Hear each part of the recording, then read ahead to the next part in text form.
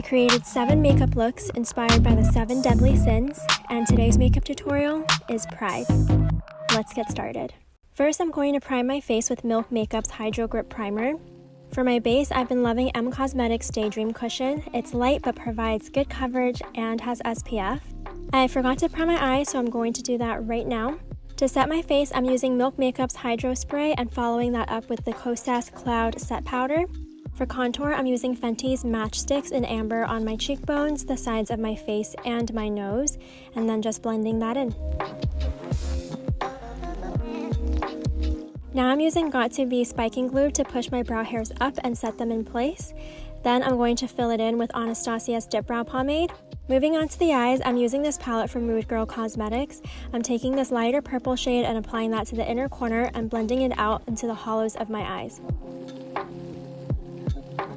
Then I'm taking the darker purple and doing the same. It adds a nice gradient and some dimension. I'm also going to use the shadow to draw a thin winged line and then blending it out to soften the top edge. I guess I didn't film this part, but make sure to add the shadow shades to the inner corner on the bottom too. This is Danessa Myricks cream color in the shade Wild Orchid. It's so beautiful and pigmented and will help intensify this purple look. I'm using this to sharpen the lower edge of my wing with a small winged liner brush, and I'm also going to concentrate it in the inner corner of my eye. Now I'm taking the shimmer shade from the Rude Girl palette and adding it to the negative space on my eyes. For lashes, I'm using Ardell's Faux Mink Demi Wispies. I think these are so pretty.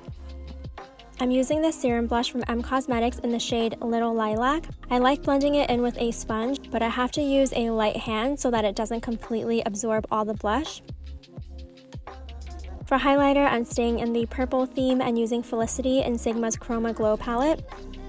I'm going to use a mix of shades on my lips, applying this one all over and then using this brighter purple right over it.